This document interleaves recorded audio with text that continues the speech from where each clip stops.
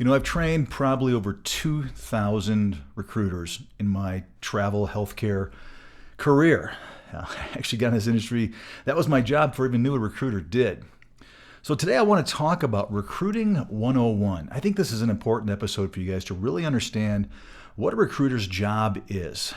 I'm excited about this one because it's been a long time coming for this episode, and I cannot wait to get started. You guys already know this stuff, but let's talk about the white elephant in the room that nobody wants to discuss.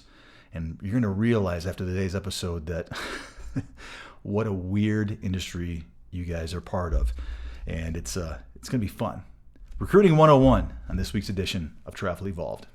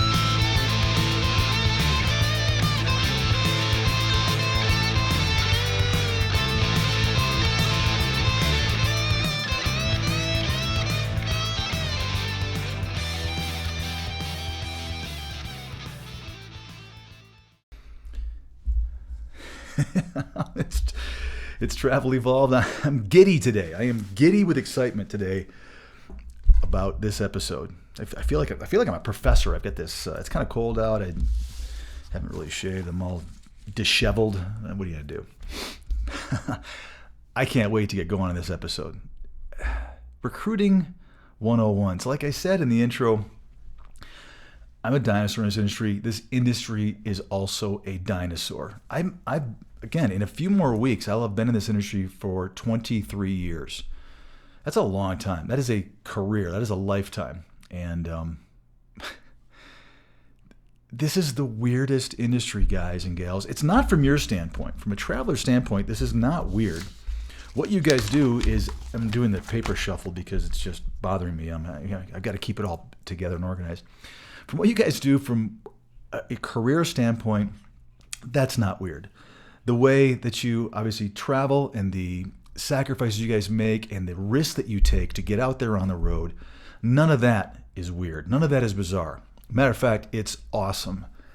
I wish, like I said before a long time ago on one of the first few episodes, I wish I could thank the person that came up with the people, the careers, or not the careers, but the number of people that created travel healthcare.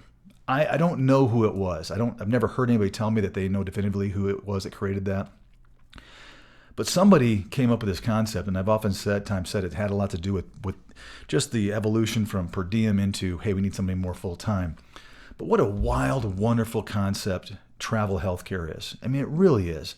The fact that you guys can go and make more money, and again, I've always said, this is not to shortchange it. I know that you guys are earning every penny of it. Anybody with any career where they go and they do contract type work for their job, in my opinion, in my humble opinion, absolutely has earned every penny of it, because it means most definitively that you don't have an opportunity or a job after that contract's over. I don't care if you're an attorney, if you're IT, which is really, really, really common.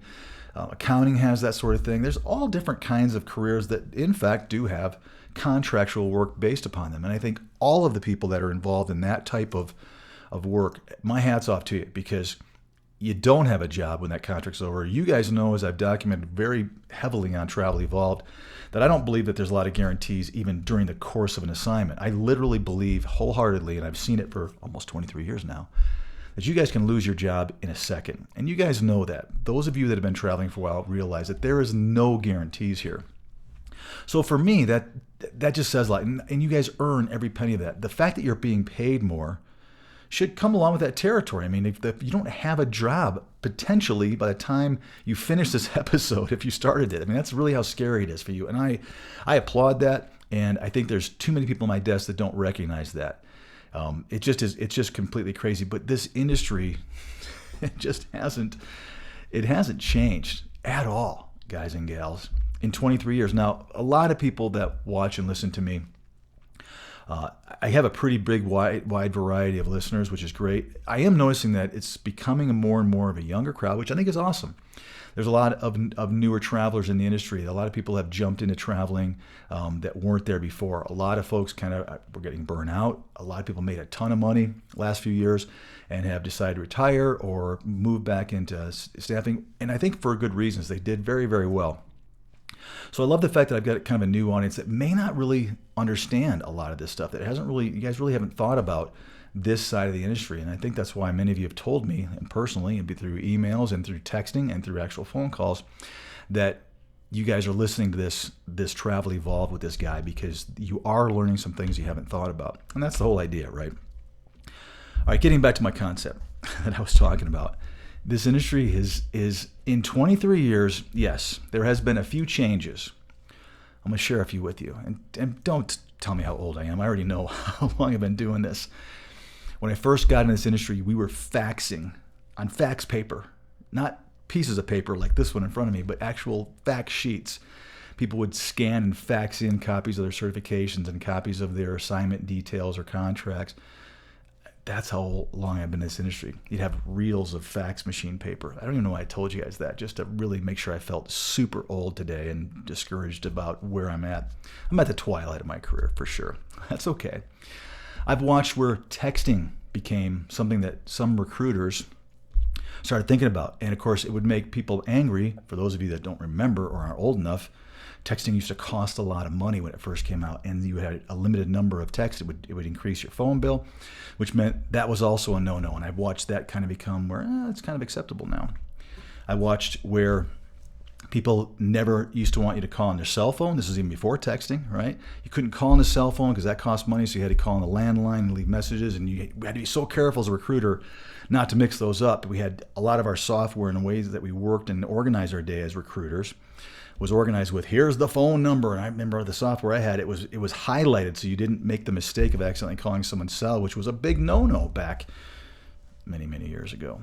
So email was one of those things, again, travelers weren't using their emails a lot because they just didn't look at it. I mean, again, this goes back a long ways away, but there was a time period when healthcare providers barely ever people didn't have personal business type or personal emails. You had it if you were a business or you were in a business profession, but a lot of the average guys and gals didn't have like a separate email. I know it sounds really weird to think about, but that's true. Obviously, the invention of Facebook and social media, all the things that we're looking at and you guys are watching and listening to me on now, none of that existed. So there was no opportunities for recruiters to hook you or to go fishing, as I'm going to call it today, through social media. It was phone calls, appropriate number. It was emails. Eventually, it was texting when that became so it wasn't super costly. The whole concept, however, of recruiting a healthcare professional for a travel assignment has not changed a bit in 23 years, which is remarkable to say the least. And that's what I want to talk about this episode. Listen, I have an episode coming up, and they did push it back because this one kind of got pushed in the middle of it, that was about recruiter training. We're going to talk about that. We also have one about new recruiters and recruiters that haven't been doing this very long. Kind of goes hand in hand with those. We've spread those out, so you won't hear those down the road a little while. But I don't want to confuse those episodes or steal from them content that I want to put in this one. This is really about straight nuts and bolts. Here's what a recruiter does day in, day out, and how they do their job. Now, I'm going to qualify the episode a little bit. I am not here to beat up the individuals who are recruiters. That's not my thing. And there's a bunch of haters out there that want to say, all he ever does is complain about recruiters, because there's a reason why I'm complaining about the position and its need or necessity or lack thereof in our industry and in your cycle of finding a great assignment. I think it's completely irrelevant at this point. And today it's still 2022. There isn't a need. I'm explaining to you guys why, because I think it's remarkably crazy that our industry is 99% this model, and it's inefficient, it's ineffective. So this episode is not to sit there and beat the you-know-what out of the individuals and the wonderful people who are recruiters. I've met and trained and worked with and still remain friends with dozens of them. This is not a stab on the individual. This is a stab on what I believe is a profession that has some hidden agendas to it, and I want to kind of talk about that. You guys already know, but let's really pull back some of the covers on some of this stuff. But it's also a profession I think is absolutely going to go away quickly because of its lack of need. And most of you guys know where I'm going with this. It is what it is, but I want to kind of walk you through the complete obvious reasons why this doesn't really work anymore in 2022, yet most agencies and most travelers still heavily are dependent upon this because they just haven't thought about it. So let's think about it today. So please, if you're a recruiter, I'm sorry. I'm not trying to be a you-know-what. I don't think you're a bad person. You can hate on me and tell me I'm crazy, I'm nuts. I think deep down, everybody that's listening to this, whether you're a recruiter, whether you're on my side of the desk, whether you're a traveler, whether you're at a facility, you guys know that I'm right. This is the industry that has been untouched by technology more than any other industry that I'm aware of. There are a few still left, but if you think about our world in 2022, at the end of 2022, there is so much that is technically advanced because of our smartphones, because of the technology that we have, because of social media, things that are actually making our lives better and make a lot of sense. Yet in our industry, we're still relying upon recruiters to communicate and to translate into what's the word I'm looking for, to distribute jobs to travelers, and they wait in line for them to get their call. You guys deserve better, and you need to get better. So anyway, technology has not touched our industry. And if you, like I said, what is it that we've done in the last 20 years to advance the process? How do you guys find your assignments? You guys basically either do a couple of things. Tell me if this sounds familiar to you. You go on some sort of social media. And I do believe that Facebook is still very heavily in our industry for this reason. You go to a Facebook group that you are a member of, or maybe not, want to become a member, that has a commonality between either your specialty, your location that you're interested in, and or a pay package, because there's a lot of them now that are this much and above or this much plus, and you're looking for the traveler, remember, is now looking for a position. So that's reversed from what it was 8 years ago, 5 years ago, for the most part. Most of you guys have told me that you're the one that's kind of looking to see what jobs are out there. There's not a lot of brand or company or agency loyalty as much as there used to be. And there's reasons behind that. I think that's not a bad thing in our industry. I think it's kind of a good thing. It creates a lot more competition. It creates better pay packages and environments for you guys. So you're doing the work already. You're going on to these sites and saying, okay, I'm just going to take an example. Let's say you're a labor and delivery nurse. You're compact state licensed, but let's say you want to stay, or you live, or the holidays are coming up, as we know, and you want to be close to the central part of the United States. So you're looking at compact state assignments right now, today, this minute, that are central U.S., Missouri, Arkansas. I'm trying to think of even Oklahoma now is. You might venture to Texas, but you're really not interested in going to the Pacific Northwest. You're not really interested in going to New England or even down to the southeastern part of the United States. You want to stay right there. So you're looking, let's just say, for L&D jobs in Missouri, maybe, and you start looking at those sites, and you're hoping to find a posting on social media, a meme, by a recruiter that says, hey, I've got an L&D job in this city, and they've listed their pay package, and the gross weekly makes sense to you. So then what do? You contact that recruiter, or you reach out through a direct message, and you say, hey, this recruiter, here's my name, I'm interested, contact me. And now they begin the process of, now they've got you. They went fishing with that meme, and you happen to find the job. Now, here's some qualifications that I want to point out, the obvious things. How old is that job? How old is that post? Was it a minute ago? Was it 5 minutes ago? Was it a couple of hours ago? Was it a few days ago? The further out you guys get, the less likely you're going to get that job. You guys have to recognize that. It depends upon the manager, of course, but savvy managers are going to post a job. They're going to look at the best candidates. They're not going to hesitate and wait a week, right? They're just not doing that right now. They're not pre-planning that I'm seeing. They're going to look at the best candidates. They're going to call them and interview them, and boom, there you go. And they may still be getting, I guess, pay packages or submission packets from from different agencies that have you on there. They may already have their little pile of 4 or 5 people they're calling, but yet recruiters and agencies are still telling people to apply to this job.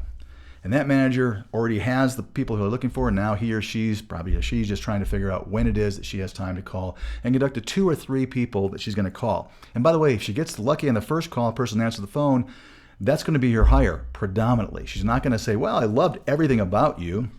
You've got the NRP and all the different, let's say high risk and all the things I'm looking for, but I'm going to call these other 2 people too. No, she or he is putting their first person that they're interested in on the top of the pile, and they're going to go down through until they catch somebody. If they miss the first person, they're going to offer it to the second person, predominantly. This is not a guarantee, but that's what happens. Yet you're still filling out your paperwork for that recruiter who had to put that meme out there to try to see if you can get your information, fill out a skills checklist or do some sort of, maybe you've got one already ready that you can send that's through one of the major companies that already has an assessment you've done. You're going to try to scramble to get their resume. They're going to put it all together, and then you're going to be submitted, and it's probably already gone. That's one way that you guys look for jobs, and you guys have told me that, and you're trying to catch it quick. So again, if you're night and your day, let's be frank. If it's in the middle of the night and you're sleeping, and when's the last time a recruiter typically posts at 10 o'clock at night? There are a few out there. They're working hard. They're trying to fish and get everything they can to try to convince someone that maybe they'll get that puzzle piece to kind of match up.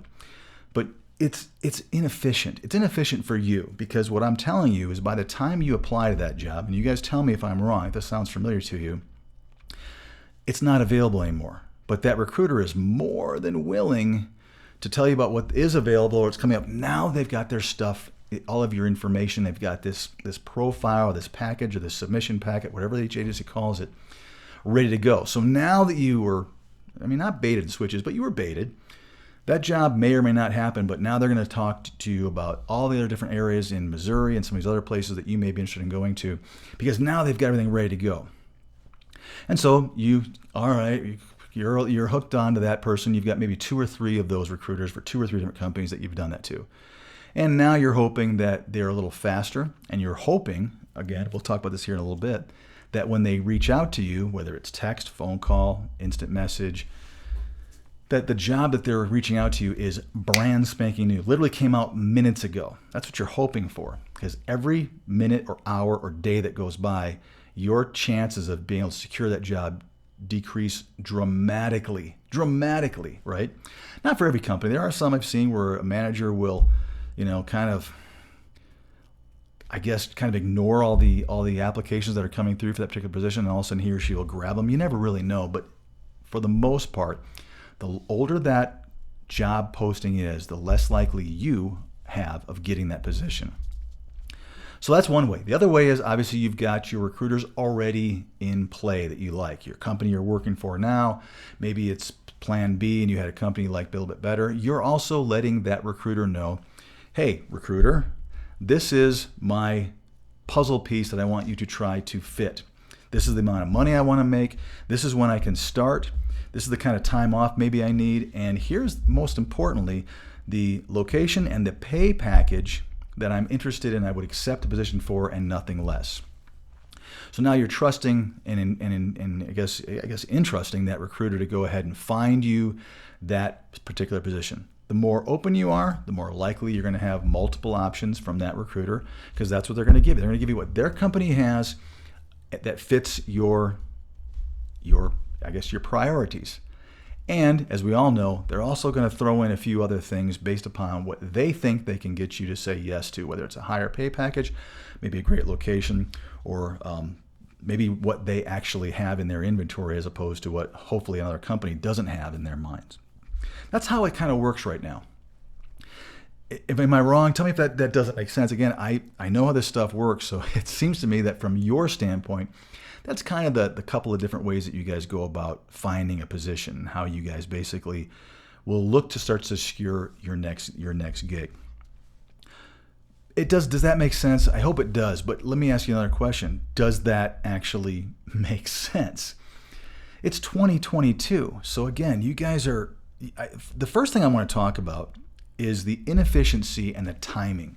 If it wasn't really obvious what I just said, There is a huge, humongous lapse in time with the communication that is going on currently, and it has been for the last few years, between a job being posted and that particular recruiter's ability to reach out to all of the different people that they're working with.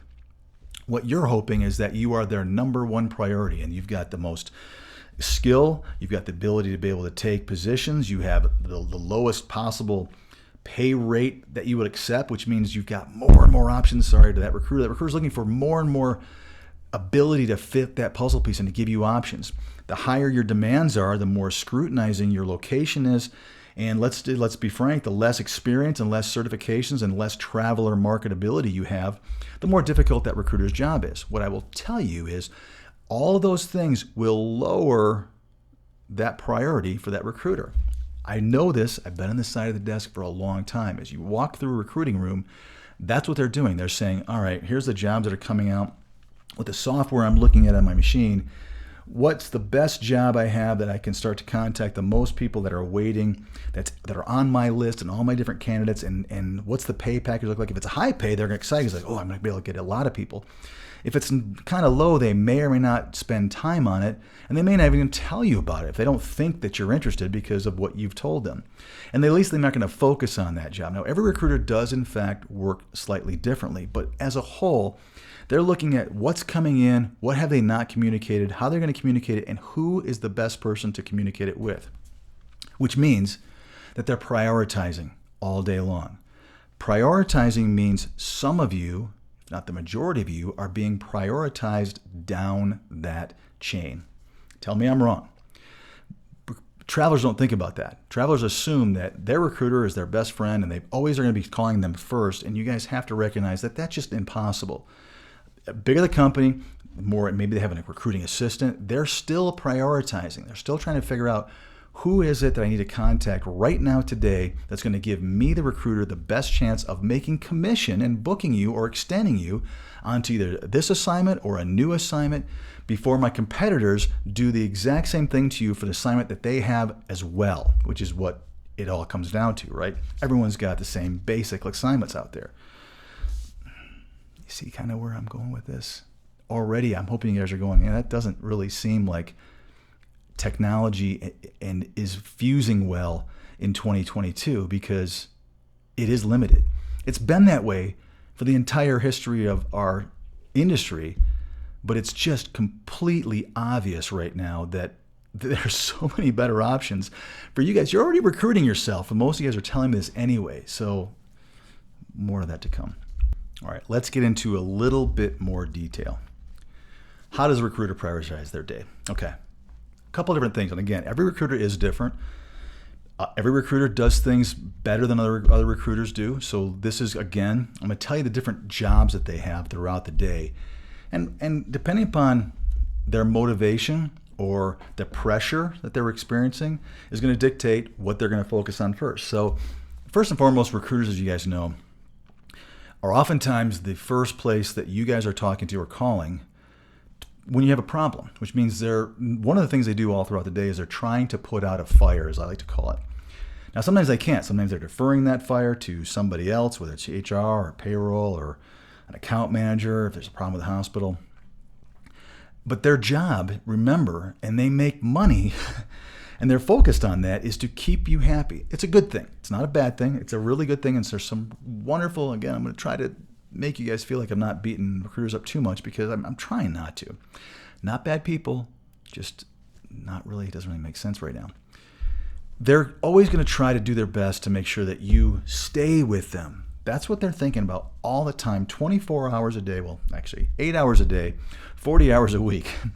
They are making sure that they're going to do their best to make sure that you are going to stay with them.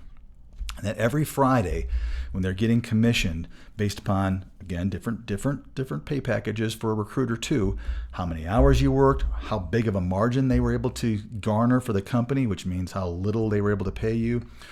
For a lot of companies, all these things come into play to decide how a recruiter is going to be commissioned on your efforts. The more hours you work, the higher the margin, the higher the bill rate is potentially, and a lot of different factors. But that's what they're always thinking. I don't want to lose this traveler because it's going to be one less piece of my commission for the week. So it's important. So they're always trying to make sure they put out the fires. I will tell you that I oftentimes believe that a recruiter is, how do I explain this? Because you don't have any other options, going to your recruiter is typically your first choice because you don't have the company directory of the people you really need to go to. They're going to actually help you. So you go to the person that you know is making money off of you so that that person is motivated to keep you happy and gets the job done. It works sort of, but it's not very efficient. The thing I want to point out is that that's one of the things that they're doing. They're constantly making sure that they're putting out fires. And the thing that I don't like about this part of the industry is that recruiters are salespeople. So you guys have told me, listen, some people out there that contact me are thrilled with a recruiter. A lot of people out there are also very unhappy with the recruiting side of the business. You guys have told me that. So I'm not making this up. A lot of you said, I'm recruiters, it's like whatever. Not all of you. Some of you are really, really go to bat for this model. And I don't fault you for that because you don't know what else is an option for you. Or you haven't started thinking about what could be better.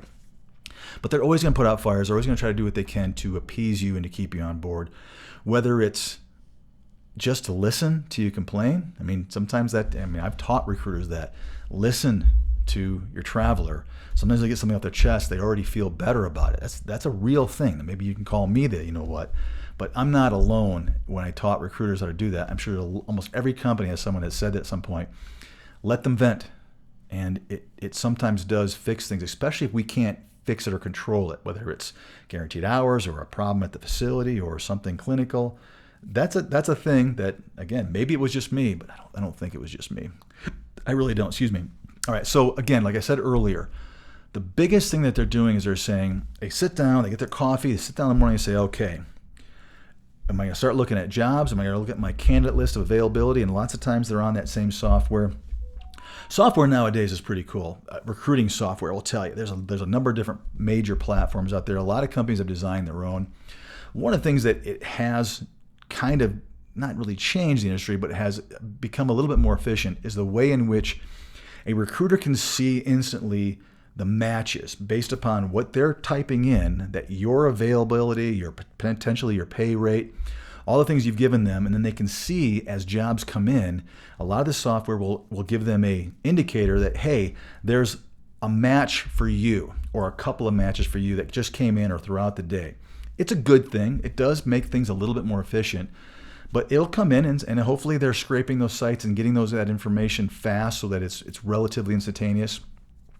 However, a recruiter is still going to prioritize who gets the call first. It's not like they're just getting one job in and they're making the phone call and then they hang up the phone or hang up the text or get rid of the instant message on Facebook. And then another one comes in and they go ahead and reach out. That's not the way the world works. So they're getting bits of huge amounts of jobs that are indicating, but especially when they walk in the morning, here's what happened overnight. Or if they're further on the western side of the U.S. as the jobs are being released on the East Coast, and maybe your company's in California, then they're walking in going, oh my gosh, I got a lot of catching up to do. So what they're doing is they're still prioritizing you. They're looking at what is the value of who's on my matching list, and as the day goes by, who matches up, who's my best candidate that's going to be willing to go in front of this submission based upon things we're going to talk about, our company's pay package, let's say. Who do I know is open-minded, who gets jobs faster than everybody else? And that's what they're looking at first. Like it or not, that's the truth. They are gauging you against your other travelers, might even be completely different, might be nursing versus allied or vice versa. And they're looking at who is my best chance, who do I have to call? That's human nature, guys. They are being compensated by results. So, of course, they're going to look at what's going to give them the best result first. So they're prioritizing that. And then they're going to move down the pecking order. If they get toward the bottom, yet another great job comes in, they're going back up and starting to contact that person.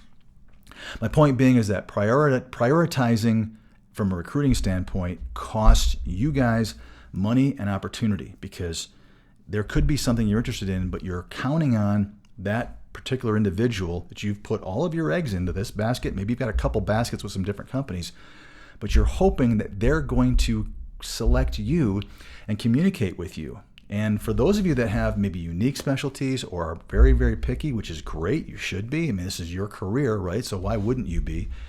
understand that some recruiters are going to push you down that list. If you're brand new, if you have less of your experience, if you don't have certain certifications that are required or are common in your specialty, that may also push you down. But that's a real thing that you guys have to understand, is that yes, when you're looking for a position, you're in control, but a recruiter still has to kind of figure out what he or she's going to do and how they're going to plan their day. And they're always constantly prioritizing what is the next thing I need to do right now to get me a position. Am I going to text? Am I going to throw a meme out, which I'll talk here in a second?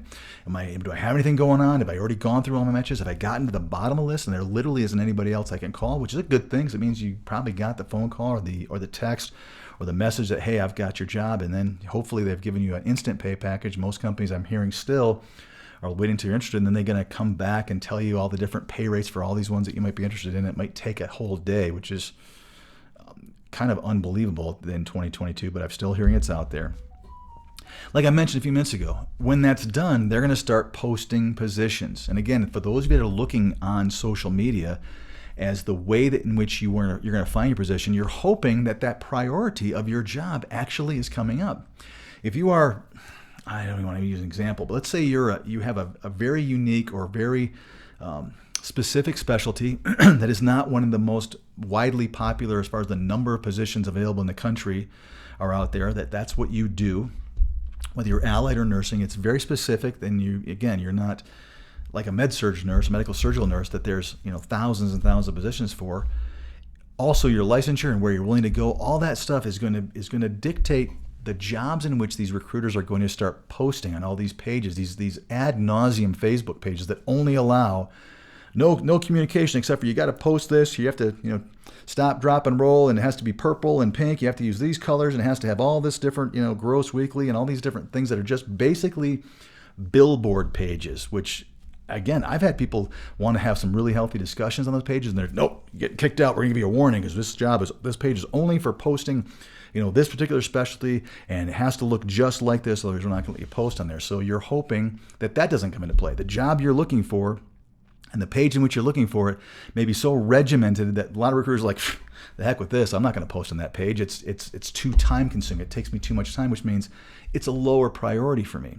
So they're also, when they're going to start to reach out and start to what I call fish for new candidates or just somebody that they haven't worked with before, when they've kind of got their other priority down, a lot of them will go ahead and they're going to start saying, okay, what job is it, or what jobs are there that I feel are going to give me the best return on my effort? So I'm going to post those, either, again, a specialty that's really, really common. Maybe it's a really high-paying job, so they may start with those. They're going to get more and more people because they know, guys, here's the unhidden thing. They know that whether they get you that job or not, they've engaged you. They now have your information, and now they're going to try to say, send me all your stuff, which is then going to say, whether I get them this position or not, I now have all their stuff, which means I can theoretically get them other positions.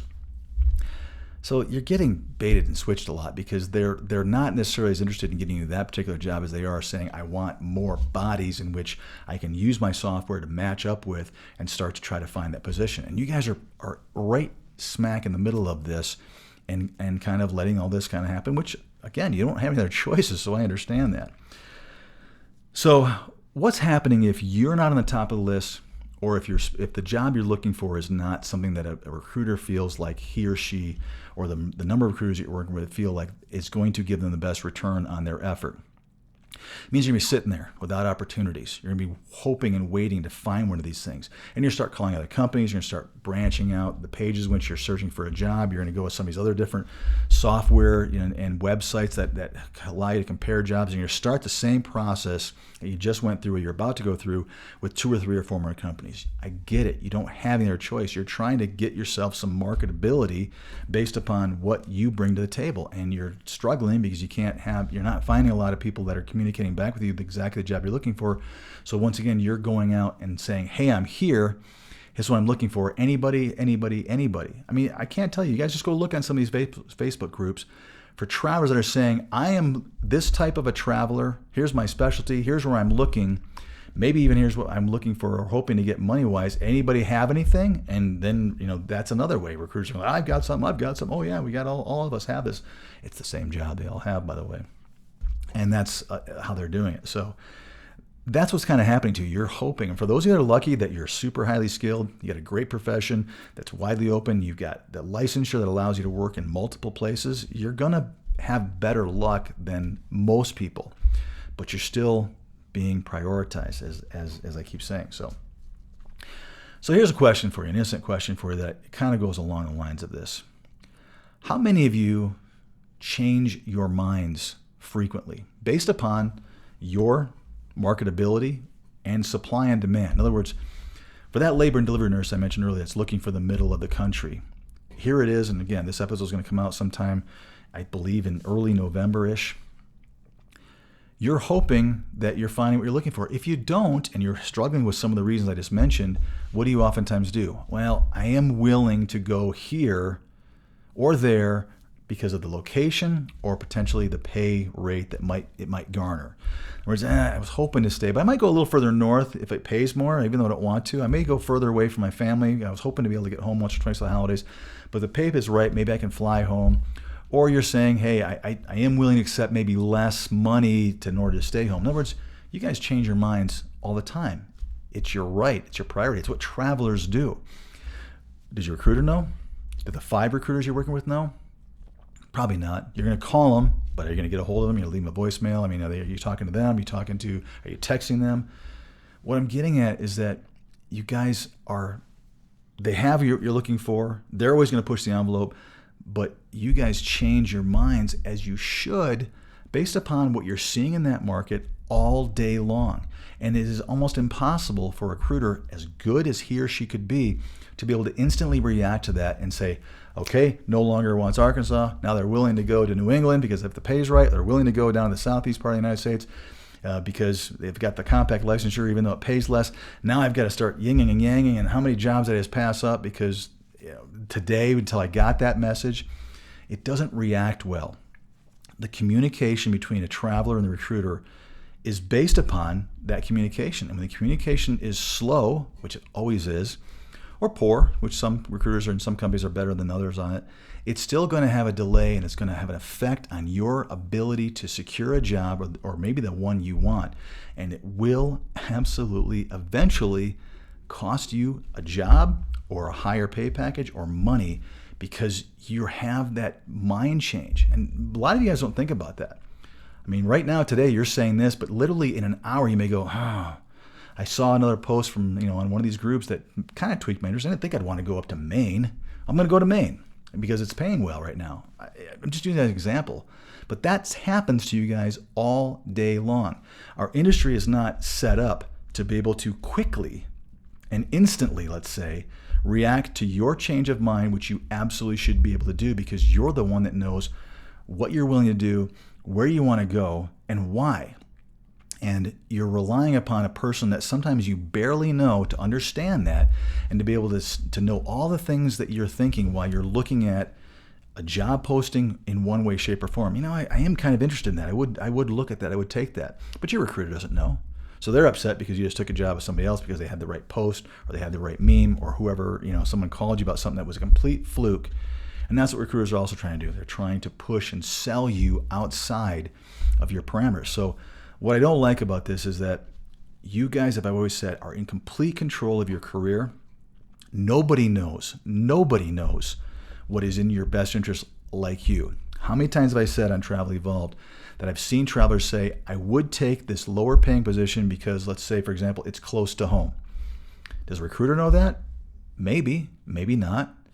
I would take this assignment because it does pay more, or I happen to know that I've got an aunt or a cousin or a friend that lives in that town. I didn't tell my recruiter that, but also I'm thinking I would maybe go to the Pacific Northwest if it's compact because I've got that ability. And again, a recruiter's not going to be able to react like you guys do. So having information where you're recruiting yourself makes a lot more sense than relying upon this, again, archaic and weird communication that is happening in our industry and has been happening forever. It was the only way things could happen up until now. So I just want you guys to point out how completely inefficient this industry has become it hasn't become more inefficient. Technology just has way surpassed it, which is why I'm not beating up individuals that happen to do their job very, very well. I'm sorry. It's no different than a lot of other industries where someone had a position and technology has replaced it because it's way better for the in your case, the candidate. This makes and costs you guys money every time you change your mind. There's no two ways around it. I guess a lot of the point I'm making is that, again, how can a recruiter, as wonderful as they may be able to adapt and move with everybody that they're working with? And the answer is they just can't. There's no way for them to be able to move this quickly. Even the great ones, the great recruiters are doing their best, but they're going to fail because they cannot be everything to everybody at the exact same time or instantly. All right, let's move into the biggest, not the biggest, but the other huge problem, besides being able to be instantly, get instant information that you guys need and have it be where there's no prioritizing. The other problem I see, as you guys well know with Travel Evolved, is I can't stand the differences in pay for the same job. I don't need to have a full discussion on this again. I think it would be a waste of time for everybody. But this is where it drives me nuts. And many of you have told me that even still here in the fourth quarter of 2022, you still oftentimes have to wait for a pay package or a compensation package for the jobs that you said you were interested in. Like a day or two. I've seen that still. Insane. Now, not every company does that. Again, the software these companies are using should be able to instantly give them that. But again, the longer it takes a recruiter to get back to you, that means they've got that sliding scale of compensation that says the more margin I make for my company, in other words, the less we pay this traveler, the more commission I will also be entitled to. It's a very real thing. That's why you do, in fact, see multiple offers and multiple pay packages through the same company for the same job. You got two different recruiters that are trying to either make or just get a deal done, make more money or get a deal done. It's insane.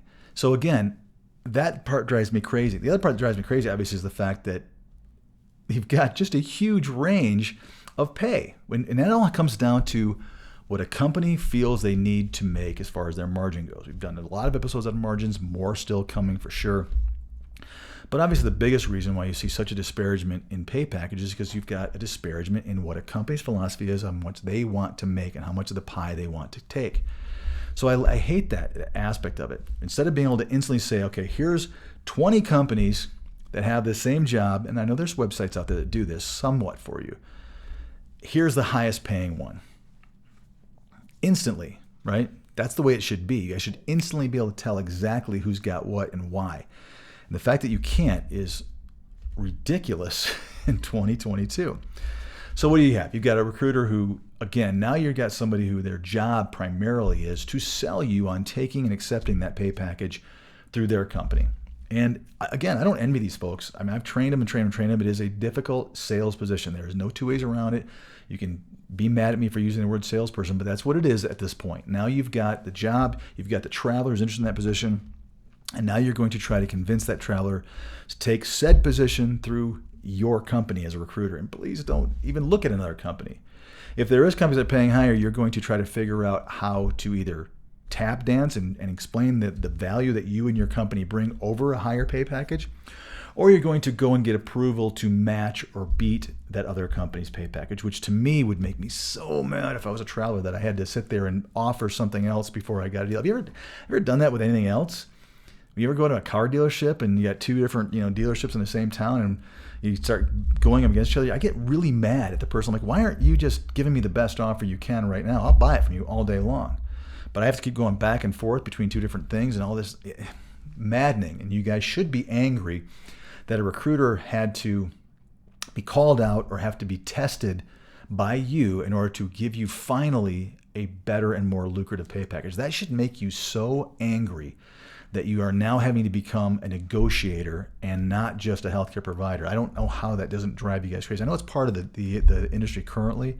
It shouldn't have anything to do with you and with a job you accept. It should have nothing to do with how good of a negotiator you are. It's maddening to me, and it's been maddening for me for 23 almost years. It's been that way. So they're going to try to make themselves more valuable. Do you see why? So what are we talking about? I mean, we'll throw it out there. Obviously, I'm talking about an app. I'm talking about, this is the reason why, I created the company I created. I just believe that it's 2022. It's about to be 2023. And there is such a much better, higher paying way to find a job. You need to start using like Next Gen Med Staff. I'll throw it out there. Our app, and there's others that have it too, right? So if you have multiple companies that have apps, and I'm telling you, everyone's going to start scrambling to come up with an app. The problem is they're still using recruiters to communicate that. There's apps out there right now that say, hey, here's our great package. Now call a recruiter and we'll go through the whole process all over again. In other words, they've made it easier for you to contact them because you're still doing all the work. They haven't compensated you higher, and they haven't made it instant and efficient. Two completely crazy things. Again, we have technology now. You guys don't need someone to sell you on these jobs. To me, this is just one of those, it's so glaringly obvious. And there are so many travelers that are holding on to this archaic way of doing things. They just refuse to even look at the possibility that you could be making a lot more money. Any company that has an app that's not paying you the top of everybody else, there's a problem there. So look at that. Why, if you have an app, why is this job, not the overall job, why is this job paying average with companies that have recruiters? Because there should be an efficiency and an economics of scale that says without that cost, that recruiter, we ought to be able to make more money. Not to mention, what I love about the apps and things I'm talking about is that you guys instantly get notified. I don't care if it's 2 o'clock on a Saturday morning. If there's a job that pops up, if you've got notifications turned on, the app is good that says, hey, you told us you wanted to get an instant message or a notification for when your L&D job came up in Missouri and it's 2 a.m, you get it. You hit a button and next thing you know, you're going in front of that position within a very quick, reasonable amount of time without having to negotiate, because you can see everything right there. You can see the entire pay package, and it's exactly the job you're looking for. Any details that a recruiter would know, you see right there. It just... You guys see where I'm going? Why wouldn't you want that? Why wouldn't you want to have that be a better option for you? It fixes everything we're talking about on here. But I don't want to sell. I'm not trying to sell you on what we're doing. I'm just trying to point out how the industry itself is changing. When I told you guys that recruiting, and you can, again, episode's not going to be taken down in a year. So if it is 2028 and this episode's still on YouTube and on different podcast platforms, tell me I was wrong. How many recruiters are still out here 5 years from now? This industry, once it starts to accept this and travelers start going, wait a minute, this does kind of make sense, you will see a complete exodus of the current model by companies. And they're either going to switch over to a more efficient, higher paying model, or they're going to be left behind. And that's why a lot of companies right now are fighting this stuff. There's a bunch of people that have made a lot of money over the last few decades that don't want to see this happen, because they would have to change their entire model. They're going to have to change their entire model. Like I've said many times, how much more do you know about your career than anybody else? Where you want to go, how marketable you in fact are. All the things that are important to you. I don't care if you are brand new, let's just take an RN, you've got 2 years of experience, you've never traveled before. You can still decide how many places you go in front of, in a company that's going to get your information, is going to start putting you in front of these jobs. They're going to have it, you're going to see, and you're going to be able to market yourself and say, I probably need to go after some lower paying positions because I need the experience. That's on you. It's not a recruiter, and you can put that in your own capable hands to say, I know, I've been listening to Travel Evolve for a while. I know my own marketability, which means I am not going to go for the highest paying position. I'm going to be smart about where I go. And I'm going to start using my own marketability and recruiting myself for what makes sense to me, so I can start to get some offers. And if I don't get the offers I'm looking for, I'm going to kind of examine what I'm doing and react accordingly. That's the way this whole thing should be working. A lot of people that finally get this are going, yeah, this does make sense, because I've talked to a lot of you. You're like, it really is putting the onus of securing a job in your hands, which is where most of you have told me you guys want it. So there you go. The locations, again, it's how does a recruiter know what is good for you? And this is one of the biggest complaints I get a lot, is that the travelers that are working with this kind of technology are saying, it's amazing how I know what makes sense. And I'm surprised I'm accepting this job because of X, Y, or Z. I didn't think I'd go that far away, but the pay was so great, I couldn't turn it down. I didn't think I would want to go to something that was paying so low, but it's close to my home, or it's in a really wonderful location. And I found myself, making my own decisions because I know me as a traveler better than anybody else. I have maybe family or a spouse I can bounce things off without having to have it go through somebody. I can instantly see what these things pay, and I can look and choose to apply the positions that I want and what makes sense. Here's the nuts and bolts of this episode, ladies and gentlemen, is that I believe as you move down from starting to work with, looking for a position to when you actually start to work for that company, the need for a recruiter starts out as almost nothing. And then you need somebody, not a recruiter, somebody that can actually help you to be with credentialing, on board with payroll questions, a liaison that actually is there to answer questions for you and make sure that you understand how you're being paid, your insurance, all the things that are important to you, and then most importantly, how to continue either to extend there or to go to a new place, new position. The beginning is when you need somebody to recruit you the least, in my opinion. Does that make sense? I hope that does. Our industry is reversed. Everybody's focusing on that recruiting, and they're out there spending all this money on all this commission, all these salaries for people to convince you to take all these jobs through their company and nobody else's. That's the crazy part of our industry, and the inefficiency of how instant or lack thereof it is. It just doesn't make any kind of sense. How does somebody know what job, with all the different variables that job brings, whether it's a charting system, whether it's a hospital system, location, pay, all the things that you start thinking about, how does anybody you barely know how to put that into a priority of what makes more sense to you? The answer is they can't. And for many, many decades, we've been relying upon that relationship to try to make sure it's a good fit, and it's inefficient. The fact is, guys, and again, this is a wild episode that I'm actually coming out and talking like this because it's been coming for a long time. But the inefficiencies of our industry with a recruiter model cost you money, cost you opportunities. You miss out on jobs that you didn't even know about. You're spending a lot of your free time trying to find your next assignment when it should be coming to you through an app in your phone. It just should be instantly. So you can decide, nope, yep, and there you go. And next thing you know, and again, I would tell you, for all these companies that do that, you need to recruit yourself like a recruiter would. You can't just go into one assignment saying, okay, I want this one, and then sit back and wait. Would a recruiter do that to you? No, they're going to push the envelope, which means you've got to look at what's your chance of getting that job. If you're the best of the best, you're probably going to get it. But you still need to be applying to a multitude of jobs just like you would with another company and saying, how many different places can I go in front of, provided that I would accept all of them? Because notoriously, you guys all know, you're going to get the one that's probably your least favorite. You're hoping to get 2 or 3, and that's when you can then decide on your own, without the influence of somebody you barely know, to decide what job makes the most sense to you. Whew. How'd I do? Did I beat people up there on that one? This episode needed to come out. This is not about how recruiters are trained. This is not an anti-recruiting. This is hopefully not a promotion of what I'm doing. I just think it's an obvious episode that we needed to start openly talking about. It is going to happen. Everybody out there, I'm telling you, and I mean, I've been wrong before a lot of times. I've also been right a ton of times. Tell me how you think this isn't going to happen. People the only answer I've ever heard is, well, it's a human industry. Yes, it is. It's a human industry not because of this part. It's a human industry because once you go to work for a company, you have questions and you need someone that can take care and handle things for you through the agency and through your position. But it doesn't need to be in the sales part of the business. It's actually the last place it needs to be. That should be in your hands. I just booked a trip to go down to Texas. I didn't call a travel agent and give them commission. I went right on my, I did do it from my phone because I used to do it from my laptop, but they all have apps now. I went on, booked my trip, booked my hotel, booked my car, and took care of it all by myself because I didn't need anybody to do that for me. You guys don't either. It's just a question of saying, this does start to make sense. So I hope it does. I'm not going to promote what I'm doing. Yes, I just did.